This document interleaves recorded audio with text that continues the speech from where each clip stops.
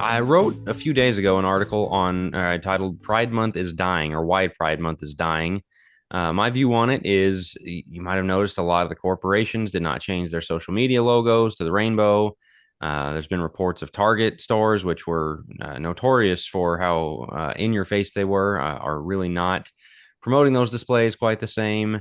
One of the other things I think is significant, it's anecdotal, but it matters, is in the comments sections under when sports teams or whatever announce their Pride Night. It used to be 50 to 1 in favor of, oh, this is great, we got to support these people too. Now it's the opposite direction. It is few and far between for support, and just a lot of people saying we're sick of it. We don't need to do this. Stop it. But then there were statistics that the GOP in the last 3 years has seen its gay marriage support drop by 14%. And a Guardian report last year said that um, U.S. Just across the nation, support for LGBT rights and gay marriage and things like that dropped for the first time since 2015. So I feel like a vibe shift is happening. Some people say it didn't. And what I was going to bring you guys into this conversation to talk about was the objections that I got. And I'll start with the first one. This is only a result of the election. Some people pointed out that, government funding was pulled from certain things. So maybe companies and others aren't getting money kind of filtered through back channels for promoting these things. That's a possibility. But that is the only reason. And with the change of president, it will be completely back to where it was in 2021, 2022. What do you guys say to that? I disagree. I disagree. I think the reason we have the president we have is because the vibe shift was already taking place before the president. I think people are tired of it. The Dylan Mulvaney thing, you referenced this in the article. That's immediately where my mind went on this. I think though obviously we do not support alcohol on this podcast, we don't support Bud Light, anything like that. That was a turning point that Bud Light really overstepped, and everybody said, "Hey, this is a beer company. What are you doing with a transgender person that doesn't represent quote unquote American values?" Um, that seemed to be a huge overstep on their part, a huge misstep, I should say. And so, yeah, that was already taking place. This vibe shift, you were feeling it, and I think COVID was kind of the wake up moment for a lot of people concerning government, concerning BLM, concerning LGBTQ. All of those things, I think, kind of came into the public consciousness of, hey, wait a minute, I don't think this is right. So I don't think this is a political shift just because of Trump being in. I certainly think that helps, like shut some of these things down. I don't think I don't think the vibe shift is just from that though. Will, what are your thoughts? Yeah, I agree with you completely. I think about two things. One, and both of these have to do with kind of transgenderism being wrapped up in the LGBTQ agenda. I think, and Jackie, I think you made the excellent point in the article. Like, this is where that inevitably leads. Like, there is no just stopping with gay marriage and, well, just let them do what they want to do, and that's the end of it. That's all they're asking for. At the end of the day, it's not, because it devolves into a lot of these other things that we're seeing. But I think about how much the transgenderism movement, I do think, has harmed, and I think obviously that's positive for us because we don't believe in it, has harmed this agenda for two reasons. One, and Joe, you're right about the Dylan Mulvaney thing. I think that was a huge aspect of this. When you see the boxer is the one that I think of. Of course, Leah Thomas is pretty well known, of the man that dominated the women's swimming competition. Riley Gaines was now is a prominent commentator, essentially like a political commentator, and she made the news for essentially kind of calling this out. Brought a lot of attention to it, and everybody saw those pictures like, yeah, that's kind of weird considering he's this guy, William Thomas, that changed into Leah Thomas, is like over 6 feet and like very broad shoulders. And then that boxer, I apologize, I don't remember the name, but that news Name just came Khalif. out yeah, the news came out recently that it was confirmed, just like we all suspected, that he had male genetics, male DNA, and so I think that combined with, so there's the one side. I think also Elon buying Twitter to the point where um, a lot of the stuff that was going on that was just horrific, stuff being done to kids, obviously drag queen story hour, but you know, basically kind of some of the things that these people, the transgender individuals, and of course homosexuals, what they're doing in the school systems and all that, it got revealed.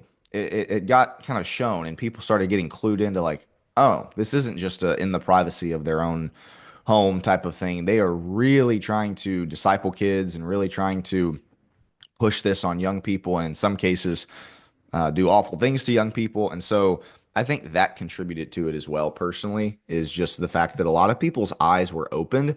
And while they were willing to cross the line of, okay, maybe I don't believe in gay marriage, but if they want to do that, go for it. Um, a lot of people aren't willing to cross the line of drag queen story hour. And again, what a lot of these public school teachers in other states and things like that are trying to push to young kids, and they're just out on it. I think a lot of that's where a lot of the political and societal discussion went. So I think that harmed the LGBTQ movement personally, even like you said, Joe, even before Trump got elected. So those are my thoughts, Jack. I'm sure, of course, you wrote the article. Sure, you got some thoughts as well. Yeah, I mean, I agree that the transgenderism thing was like, whoa, whoa, this is way too far. But I think in the meantime, it caused people to look back at the gay marriage, oh, in the privacy of their own home, and it's not hurting anybody, and looking at like, well, actually, it is, and not Yeah, just because it goes right. to this extreme, but like, I don't know if you guys saw the story about Glenn Greenwald. He's a international reporter guy. He's a gay man, was married to another man, all that.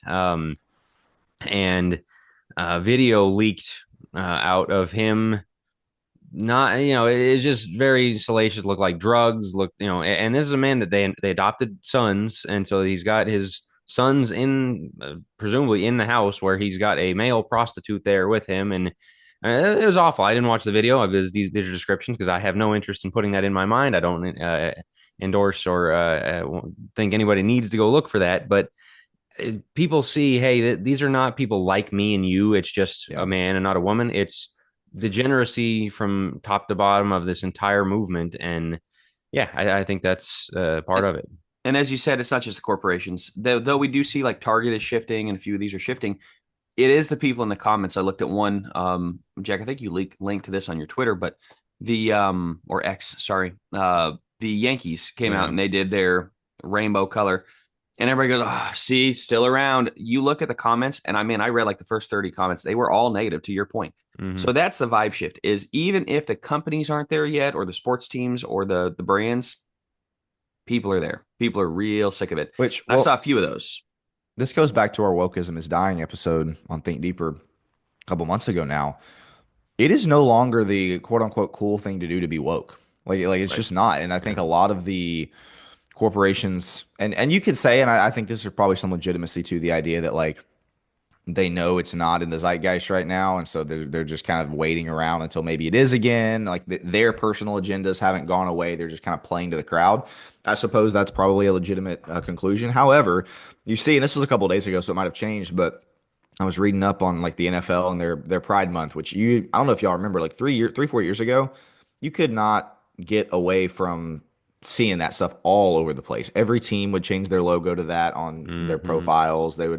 Stuff would be posted all the time. Of course, there's no NFL on in June, but still, like it was pretty inescapable.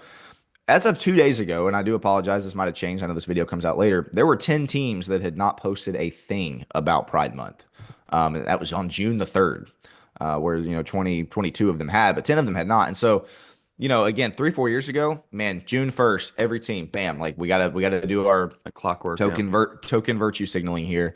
And it's I think businesses and corporations and sports teams or whatever are realizing this is not nearly as looked upon favorably. Just like a lot of the woke stuff, the Me Too movement kind of died pretty rapidly, as we talked about with the Blake Lively situation, kind of being a demonstration of that, all kind of stuff like that. So I That think that is contributes to it as well. that is But where Trump coming in has helped, yeah. I think, because the DEI shutting all those things down. So I agree with that. Yeah. The other one was Des Bryant, former player, tweeted Hmm. about the NFL is gay. Like, no, it's not. I'm going to teach my sons this is not what football is. That kind of thing Wow. would have just ruined somebody's life to say that, a few years ago. So it is changing. I do believe, I fully agree with some people that these are cynical, money driven changes for like a Disney and a Target. Like they didn't ideologically get on board, but it's a good sign that they feel like they do need to do this. And I don't, as you guys said, I don't think it has anything to do with, well, there's a new president, and when another president comes in, it's going to change. No, it's the people who don't want this anymore, and I think that's the tea which is leaves that great. they're reading. That's Yeah, awesome. Yeah. it's a very positive shift. So that's our Think Fast for this week. Again, thanks for everyone who's tuned in and for the episode, the interview that we've had. We have the deep end coming up on Friday, so get your comments in. I think we should get some really good ones this week. And so we're looking forward to that. Join us there, focuspress.org/plus, and we'll talk to you guys on the next one.